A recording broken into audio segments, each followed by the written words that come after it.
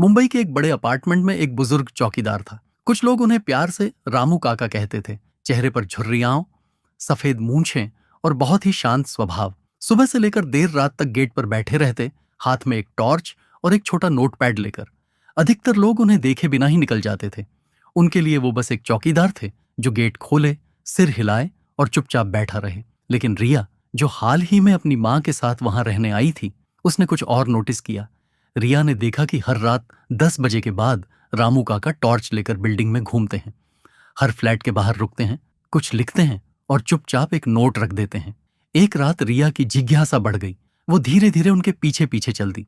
उसने देखा कि रामू काका एक बूढ़ी आंटी के दरवाजे के बाहर एक नोट रख रहे थे। सोने से पहले दवाई ले लेना, कल भी आप भूल गई थी, रामू काका। फिर दूसरे फ्लैट के बाहर, सोनू बेटे के जूते फट गए हैं, शायद अब बदलने का वक्त आ गया है। और फिर एक नोट पढ़कर रिया कुछ देर चुप रह गई। छोटू आज उदास लग रहा था, स्कूल से लौटते वक्त मुस्कुराया नहीं। सब ठीक है ना?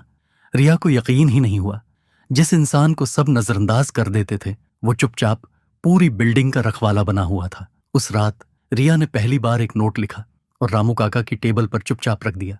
थैंक यू, आपने बिना कुछ कहे जो ध्यान रखा, वो सबसे कीमती है। अगली सुबह रामू काका का चेहरा मुस्कान से भरा हुआ था। शायद पहली बार किसी ने उन्हें सच में देखा था। रिया ने वो नोट अपनी स्टोरी में भी डाला।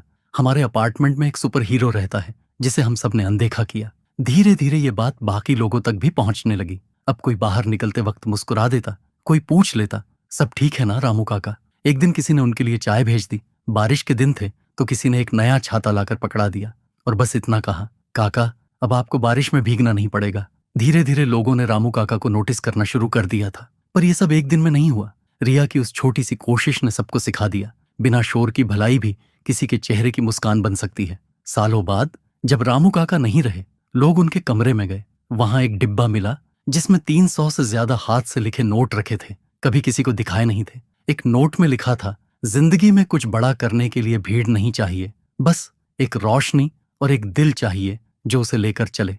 हर छोटा किरदार एक बड़ा फर्क ला सकता है।